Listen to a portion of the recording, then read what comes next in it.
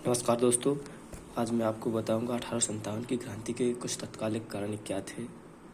वैसे कहा जाए तो इस 1857 की क्रांति की पृष्ठभूमि बहुत पहले से तैयार हो चुकी थी, क्योंकि जो इंग्लैंड से यूके से जो चार्टर एक्ट हर बार बन के आ रहे थे, जैसे 1713, फिर 1833, यहाँ तक कि 56 तक चार्टर एक्ट इतने बन के आ रहे थे कि भारतीय जनता बहुत एक बहुत ख़राब तरीके से परेशान हो चुकी थी इनसे।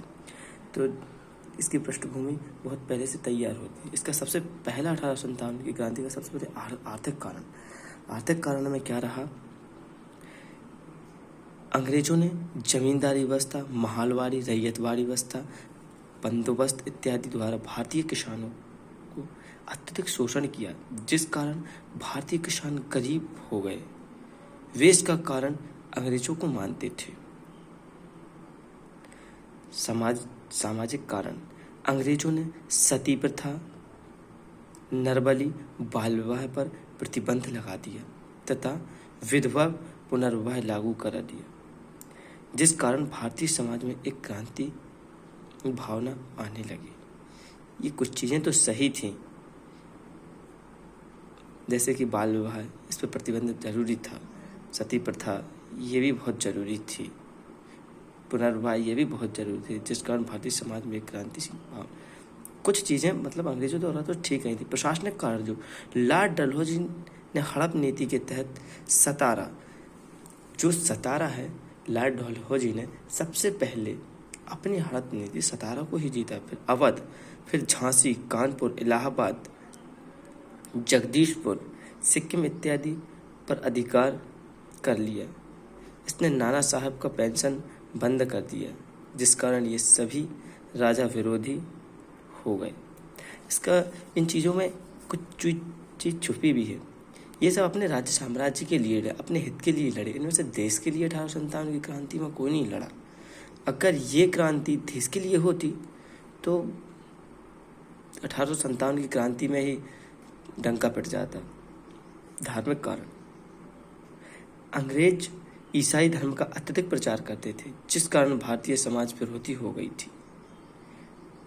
तकनीक कारण, रेल, डाक तथा प्रेस के प्रारंभ होने से विद्रोह की भावना तथा संदेश भेजने से फैलने लगा।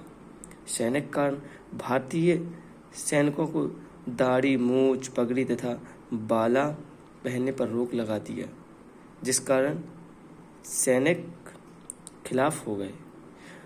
इसमें थोड़ी एक चीज़ और थी कि जब भी अब इस समय भारतीय सैनिकों को विदेश भेजा जाने लगा था, और आपने एक सैनिक का गेटअप तो देखा होगा, छोटे बाल, मूछ, बालों का उसमें कोई शौक नहीं रखना चाहिए। तो ये उसको पाप, यहाँ से विदेश जाने को, समुद्र में यात्रा करने को भारतीय सैनिक एक पाप मानते थे। सैनिक कारण, तत्कालिक कारण, अंग्रेजों ने बेसफील्ड राइफल के स्थान पर एनफील्ड राइफल को लाया गया।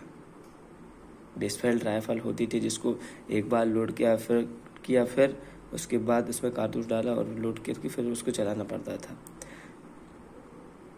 तभी यह अफवाह उड़ गई कि हिंदुओं को दी जाने वाली राइफल के कारतूस पर गाय की चर्बी तथा मुसलमानों को दिए जाने वाले राइफल के कारतूस पर सुअर की चर्बी लगी है, तथा अंग्रेजों के द्वारा दिए जाने वाले आटे में गाय और सुअर की हड्डी का पाउडर मिला, जिस कारण सैनिकों ने मतभेद हो गया।